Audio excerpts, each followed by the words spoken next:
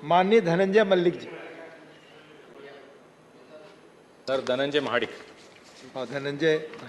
धन्यवाद उपसभापति जी, आपने मुझे इस बहुत ही महत्वपूर्ण bill multi state cooperative societies amendment 2022 पे बोलने का मौका दिया।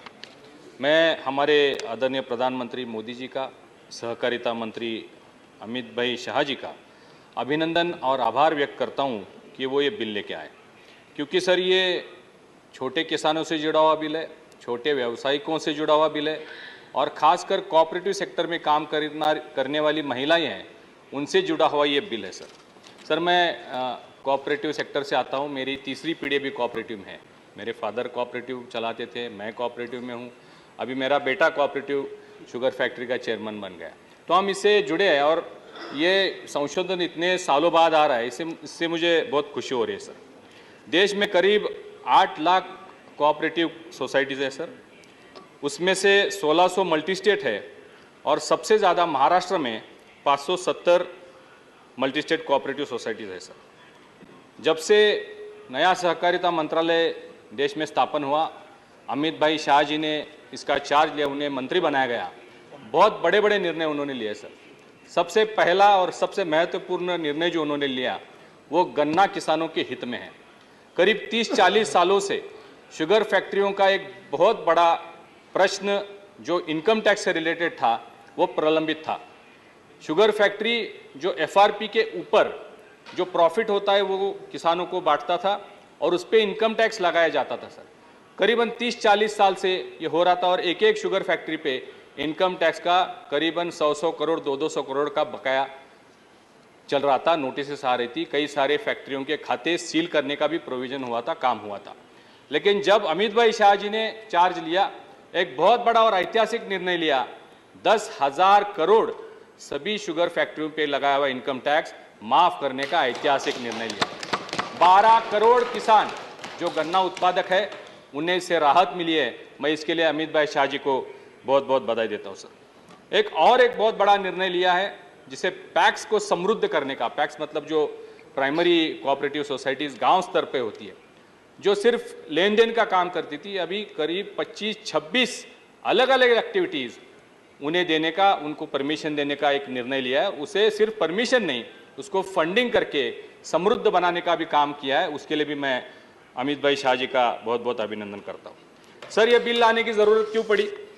क्योंकि सर देश में सहकारिता में वर्षों से व्याप्त भ्रष्टाचार, अनियमितता, असमर्थता, अविश्वास और पारदर्शिता का अभाव, ये सभी का समाधान करने के लिए ये बिल लाया गया है सर। ये 2-4 बिंदुओं पे मैं रोशनी डालना चाहूँगा सर। सबसे पहले तो किसी कोऑपरेटिव में अगर कोई डायरेक्टर या कोई चेयरमैन कोई डिफ़ॉल्ट करता है या कोई घोटाला करता है तो इस बिल में प्रोविज़न है कि वो 6 साल तक आगे कोई चुनाव नहीं लड़ सकता है।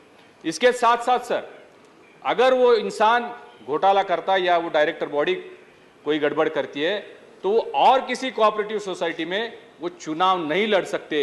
एक बहुत बड़ा ऐतिहासिक निर्णय इस बिल का है सर।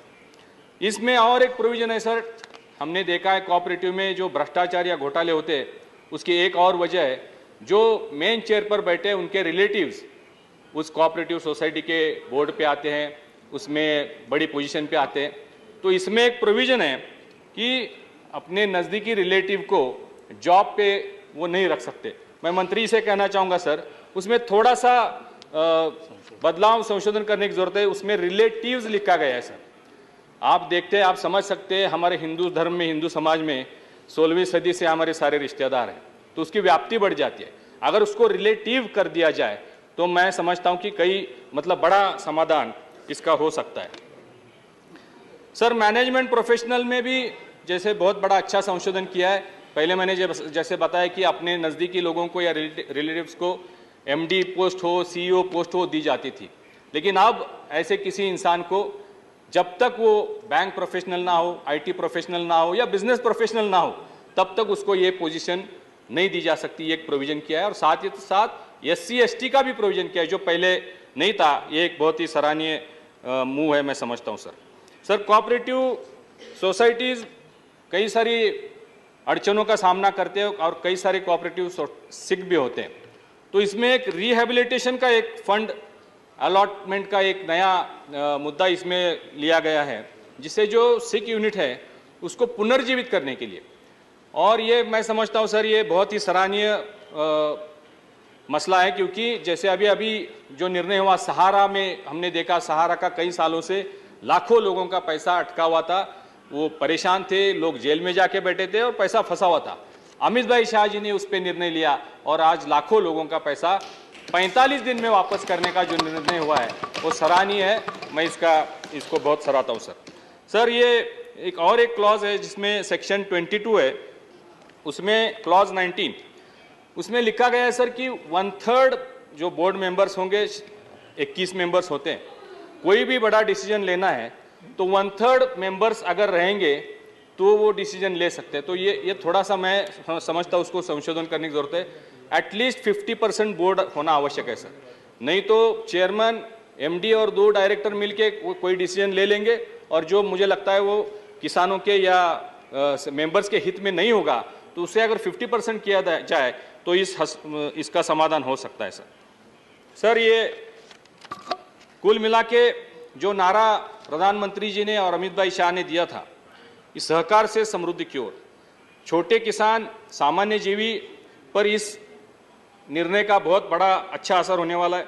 देश की इकोनॉमी में भारत की जो भूमिका है, जो भारत हम 5 ट्रिलियन की ओर हमारी इकोनॉमी जाने का जो प्रयास हो रहा है, जो घोषणाएं हुई हैं, और आज हम दुनिया की अर्थव्यवस्था में 5वें स्थान पर है, उसमें बढ़ोतरी के लिए इससे मदद होगी। यह बिल देश के विकास में बहुत बड़ा योगदान देने वाला है और मैं इस बिल का पूरी तरह से समर्थन करता हूं। धन्यवाद। बहुत बढ़िया। धन्यवाद माननीय धनंजय राव महादिक जी।